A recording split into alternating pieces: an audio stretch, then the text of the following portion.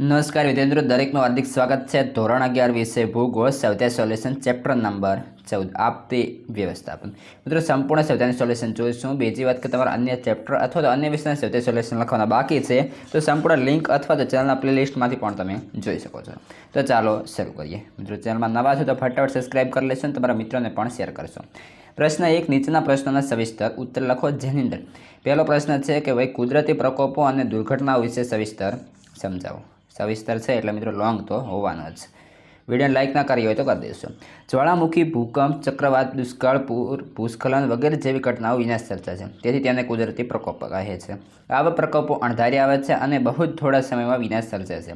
બચાવ માટે સમય પણ રહેતો નથી. આ પ્રકોપો અને દુર્ઘટનાઓ માનવ જીવન અને અર્થવ્યવસ્થાને નુકસાન પહોંચાડે છે. કેટલાક પ્રકોપોની અસર લાંબા ગાળે અનુભવાય છે, જેના જનજીવન તથા સંપત્તિ બચાવવાનો પૂરતો સમય મળી રહે છે. પ્રકોપોનું વર્ગીકરણ. તેની અંદર પહેલું જોવા જઈએ તો કે પ્રકોપ એટલે કે ઘટના. તેની અંદર આવશે ભૂભૌતિકીય, તેની અંદર કૌંસમાં આવશે ભૂકંપ, ભૂસ્ખલન, જ્વાળામુખી અને પ્રસ્ફોટન. ત્યારબાદ બીજો છે હવામાનલક્ષી, જેની અંદર ચક્રવાત, વંટોળ અને આંધી. ત્રીજો પોઈન્ટ આબોહવાકીય, તો તેની અંદર આવશે અતિવૃષ્ટિ, અનાવૃષ્ટિ, ઉષ્ણલહેર, શીતલહેર, કરાવૃષ્ટિ, મેઘ પ્રપોષ્ટ. ત્યારબાદ છે 4 જૈવિક, તો તેની અંદર આવશે તીડના હુમલા, પ્લેગ, સાર્સ રોગો, ઇબોલા, પૂર, હિમપ્રપાત. પાંચમું છે જલીય એટલે કે પૂર અને હિમપ્રપાત.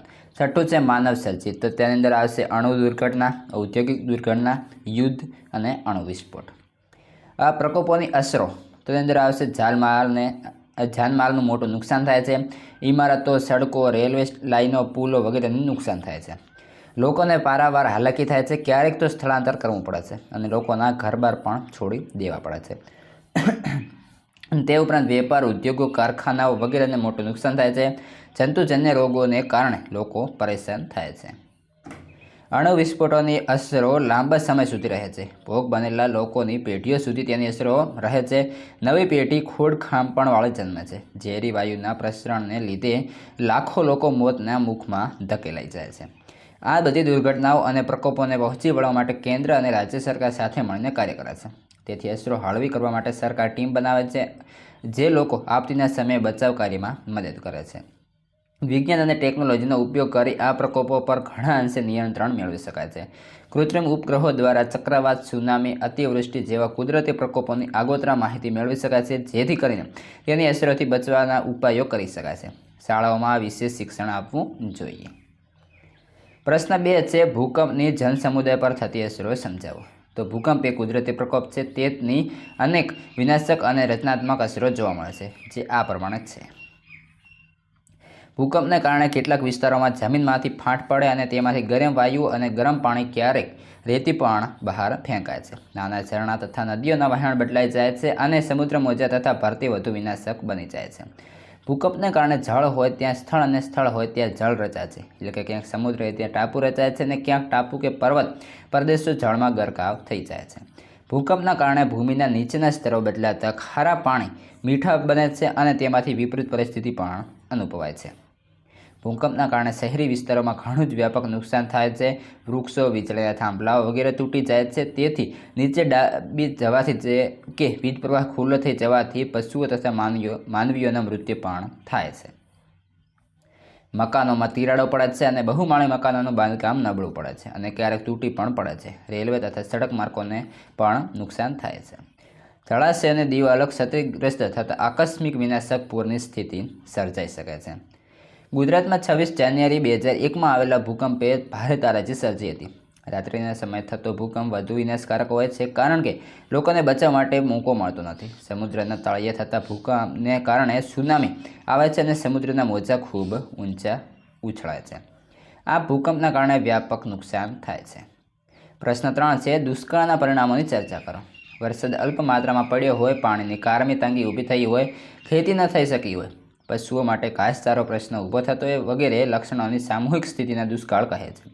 દુષ્કાળ પડવાનું મૂળ કારણ અલ્પવૃષ્ટિ છે. કોઈ પ્રદેશમાં ઘણો ઓછો વરસાદ પડ્યો હોય અને આવું સળંગ 2-3 વર્ષ સુધી અનુભવાય ત્યારે દુષ્કાળની ભયાવહ અસર સર્જાય છે. આ પરિસ્થિતિ ઘણી સમસ્યાઓ પેદા કરે છે. દુષ્કાળ એ ધીમી ગતિનો ઉદ્ભવતો અને લાંબા ગાળાની અસરો છોડી દેતો પ્રકોપ છે. ભારતમાં પશ્ચિમ ઓડિશા, આંધ્રપ્રદેશના રાયલસીમા અને તેલંગાણાના પ્રદેશો છત્તીસગઢ, ઝારખંડ, મધ્ય પ્રદેશ તે ઉપરાંત મધ્ય મહારાષ્ટ્ર પણ આવશે વગેરે રાજ્યોમાં દુષ્કાળ પડવો એ સામાન્ય ઘટના છે. દુષ્કાળના પરિણામો આ મુજબ છે. દુષ્કાળ દરમિયાન પર્યાવરણની ગુણવત્તામાં ઘટાડો થાય છે. તેને પર્યાવરણ અવક્રમણ કહે છે. વૃક્ષછેદન પ્રવૃત્તિ વધે છે અને જમીનનું ઘસારણ થાય છે. પૃષ્ઠીય જળ થતાં ભૂમિગત જળનો બેફામ વપરાશ થાય છે અને વૈશ્વિક તાપમાનમાં વૃદ્ધિ થાય છે. પાક નિષ્ફળતાથી પશુઓ માટે ઘાસચારાની તંગી અને જળ તંગી પણ ઉત્પન્ન થાય છે, જેને કારણે પશુધન નાશ પામે છે અને તેની અસર ડેરી ઉદ્યોગ પર થાય છે. ખેત મજૂરની આવક બંધ થઈ જાય છે અને બાળકો કુપોષણથી પીડાય છે અને એની તંગી ઊભી થાય છે અને લોકો ભૂખમરાનો ભોગ બને છે. અસામાજિક પ્રવૃત્તિનું દૂષણ વધી જાય છે. આમ દુષ્કાળના પરિણામો વિકટ હોય છે. પ્રશ્ન 4. ઔદ્યોગિક દુર્ઘટનાઓની ચર્ચા કરો. ઔદ્યોગિક સંકુલોમાં મુખ્યત્વે રાસાયણિક પ્રક્રિયાઓ થતી હોય છે. તે દરમિયાન આકસ્મિક દુર્ઘટના અથવા દુર્ઘટના સર્જાય છે. ભોપાલમાં 1984ની અંદર થયેલી ગેસ દુર્ઘટના એ જાણીતી ઘટના છે. તેમાં માનવીની બેદરકારીને લીધે ઝેરી વાયુ પ્રસરી જતાં અનેક લોકોમાં મૃત્યુ થાય છે. રશિયાની ચાર્નોબિલ અણુ દુર્ઘટના પણ વૈશ્વિક સ્તરે ખૂબ જાણીતી છે. આ બધી માનવસર્જિત દુર્ઘટનાઓ હતી. આવી ઘટનાઓ બને તે પહેલાં આપણે આગોતરી તૈયારી રાખવી જોઈએ, જેમ કે જીવન વીમો અગાઉથી અચૂક ઉતરાવવો જોઈએ, પ્રાથમિક સારવાર અંગેની તાલીમ પ્રાપ્ત કરવી જોઈએ, મહત્ત્વના ફોન નંબરો હાથવગા રાખવા જોઈએ. ઔદ્યોગિક આફતોથી બચવાના ઉપાયો. રસાયણોના ઉત્પાદન કરતાં એકમોની નજીકને વસવાટ કરવાનું ટાળવું જોઈએ. અહીં આવશે ન છે તો નજીકમાં વસવાટ કરવાનું ટાળવું જોઈએ. નાગરિકોને જોખમી અને ઝેરી રસાયણો વિશે માહિતી હોવી જોઈએ. હોનારતના સમયે ત્યાં જોવા જવાને બદલે તેનાથી દૂર રહેવું જોઈએ અને ઘરના બારી બારણે ચુસ્ત બંધ કરી લેવા જોઈએ. ઔદ્યોગિક સંસ્થાઓ કે સરકાર દ્વારા યોજવામાં આવતા તાલીમ કાર્યક્રમોમાં ભાગ લેવો જોઈએ. લોકોએ પોતાના સામાનની ચિંતા ન કરતા પોતાના જીવ બચાવવાને પ્રાધાન્ય આપવું જોઈએ. હોનારતની આસપાસના વિસ્તારોમાંથી શક્ય તેટલું જલ્દી સ્થળાંતર કરવું જોઈએ. ચીમનીના ધુમાડામાંથી વિરુદ્ધ દિશામાં ભાગી જવું જોઈએ. મોં પર કાપડનો ટુકડો ભીનો કરી રાખવો જોઈએ. આપવામાં આવતી સૂચનાઓ પર ધ્યાન આપો અને તેનો અમલ કરો. પ્રશ્ન 4 છે ટૂંક નોટ લખો. જેની અંદર પહેલી છે પૂર. તો પૂર એ કુદરતી પ્રકોપ છે. નદીઓના પ્રવાહમાં આકસ્મિક અને ઝડપી અસાધારણ વધારો થાય છે.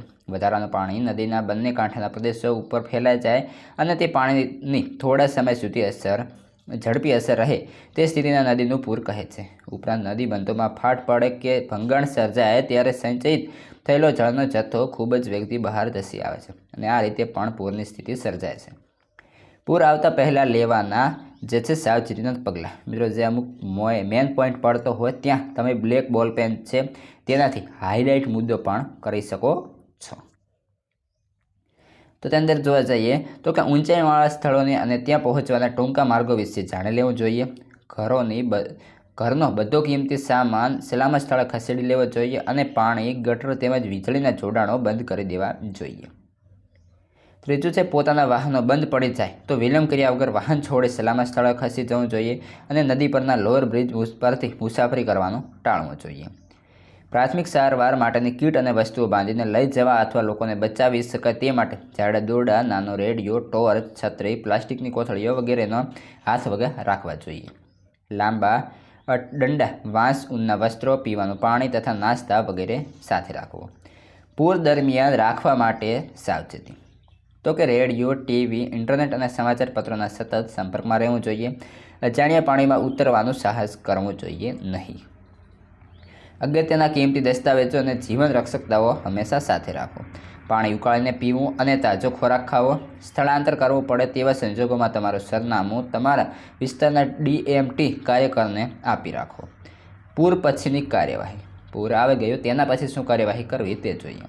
તો કે ઊંડા અને અજાણ્યા પાણીમાં પ્રવેશવું જોઈએ નહીં અને ભરાયેલા ગંદા પાણીમાં જંતુનાશક દવાનો છંટકાવ કરવો.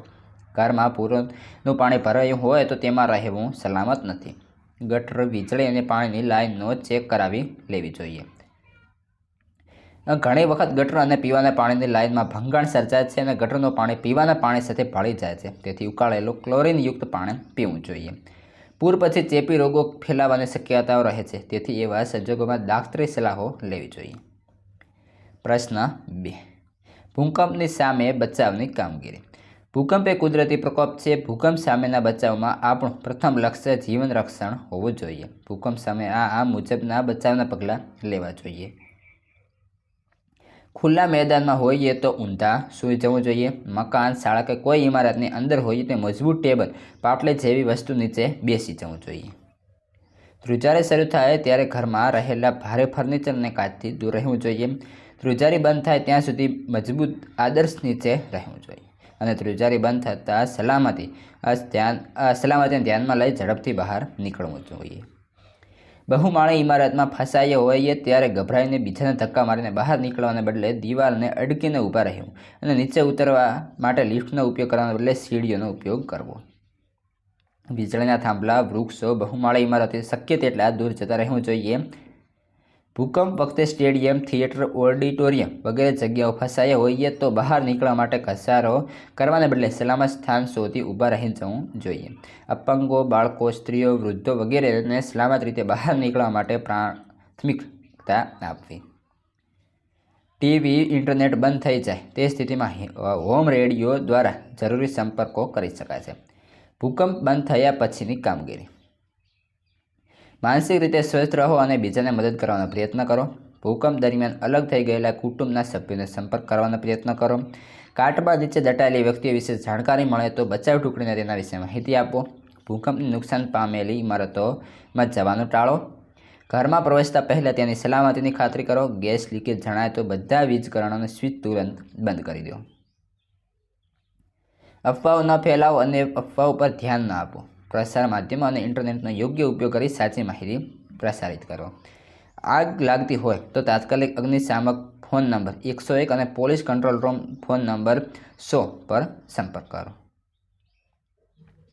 ત્રીજા નંબરે છે ચક્રવાત. તો તેની અંદર જોવા જઈએ તો કે ચક્રવાત એ વિશિષ્ટ પ્રકારનો હવામાનલક્ષી કુદરતી પ્રકોપ છે. ચક્રવાત મુખ્યત્વે સમુદ્ર પર ઉદ્ભવે છે અને ભૂમિ કિનારાના સ્પર્શ સાથે ઓછો થવા લાગે છે. ચક્રવાત દરમિયાન સમુદ્રના વિશાળ વિસ્તારમાં વધુ શક્તિશાળી ભરતીના મોજા ઉછળે છે. તટવર્તી પ્રદેશોમાં ધોધમાર વરસાદ પડે છે અને સર્વત્ર પાણી ફરી વળે છે. ચક્રવાત વૃક્ષો તથા નબળા મકાનોને ઉખેડી નાખે છે. ભારતનો સમગ્ર પૂર્વ કિનારો ચક્રવાતીય સંવેદનશીલ વિસ્તાર છે. ચક્રવાત અંગેની આગોતરી જાણકારી ઉપગ્રહ દ્વારા મેળવી શકાય છે. ચક્રવાત અગાઉ લેવાના પગલાં.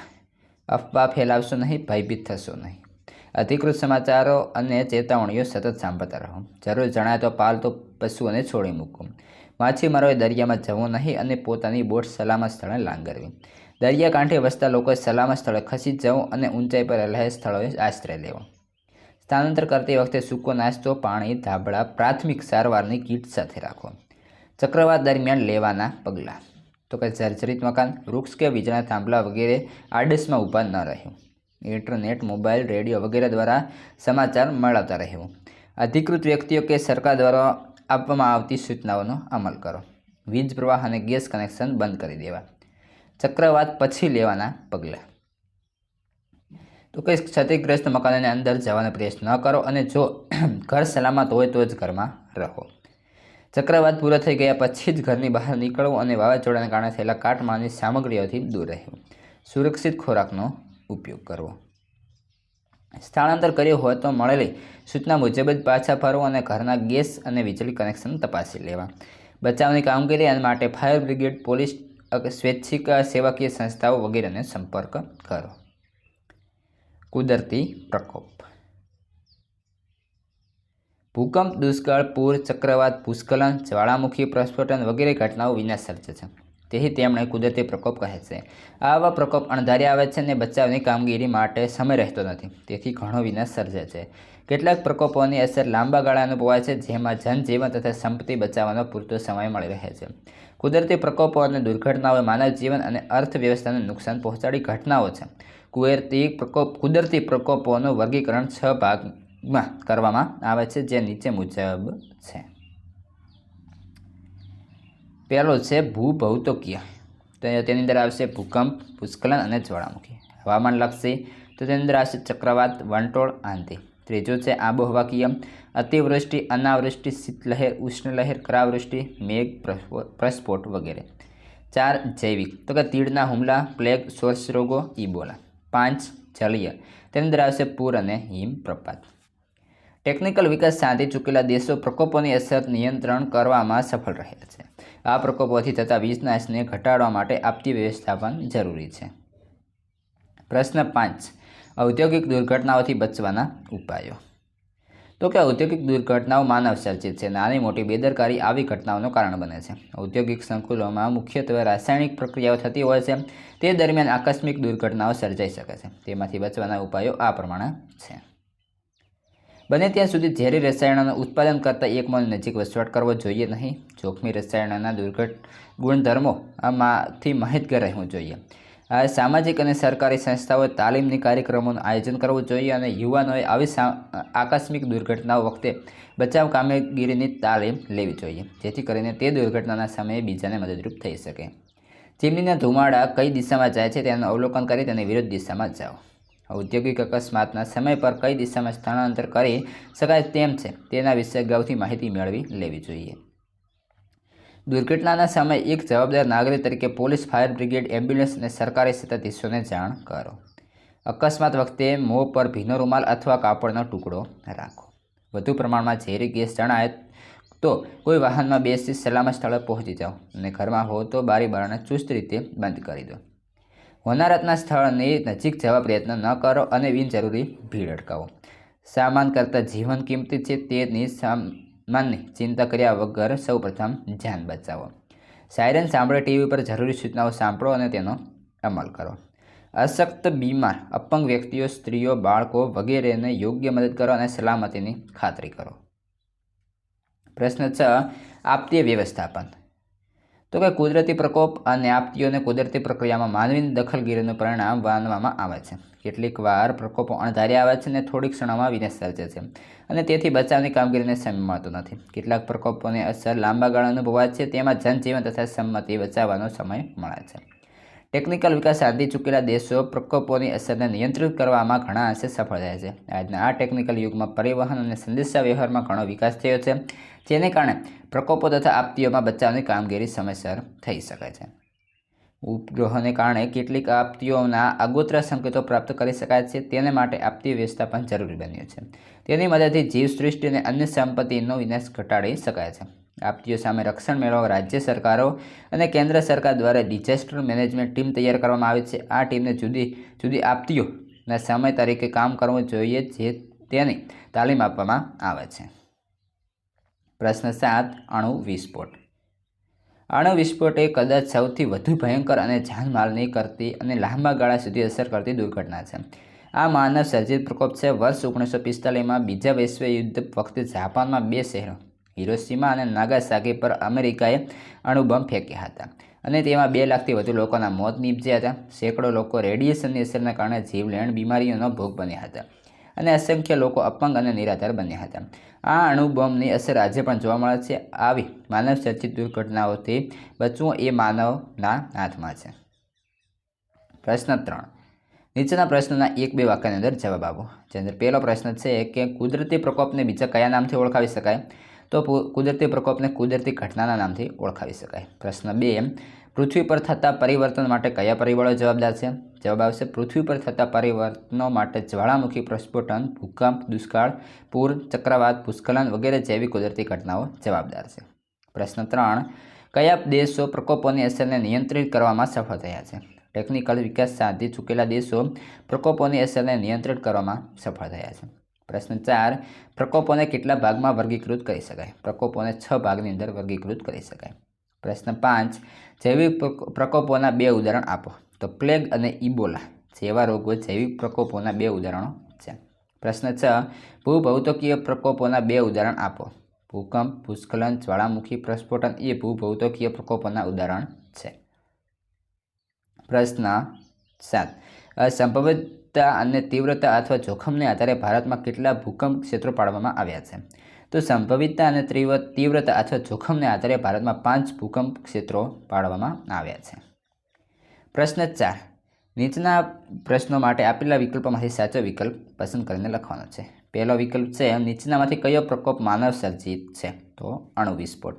બીજું છે કચ્છ વિસ્તાર કયા સેસ્મિક ઝોનમાં આવે છે? તો વી. પ્રશ્ન 3, મકાનમાં હોઈએ અને ધરતીકંપની ધ્રુજારી શરૂ થઈ જાય તો શું કરવું જોઈએ? તો ઘરના સલામત ખૂણામાં ઊભા રહી જવું જોઈએ. પ્રશ્ન 4, મોરબી હોમારત કઈ સાલમાં થઈ હતી? તો તેની અંદર જવાબ આવશે સી, એટલે કે 1979ની અંદર. 5, ચક્રવાત અંગેની અદ્યતન અને જીવંત આગોતરી જાણકારી મેળવી શકાય તો આવશે ઉપગ્રહ દ્વારા. મિત્રો આ હતું સંપૂર્ણ સોલ્યુશન. હવે બાકીના ચેપ્ટર છે એનું સોલ્યુશન આ વિડીયોના ડિસ્ક્રિપ્શનમાં તેની લિંક આપેલી છે, ત્યાંથી મેળવી શકશો, અથવા ચેનલના પ્લેલિસ્ટ પણ માંથી પણ મેળવી શકો છો. સંપૂર્ણ જે વિષયોના તમારા સ્વાધ્યાય સોલ્યુશન આપણી ચેનલ પર ઉપલબ્ધ છે, જેથી કરી તમે ચેનલ સાથે કનેક્ટેડ રહો અને દરેકે દરેક સ્વાધ્યાય સોલ્યુશન લખી લો.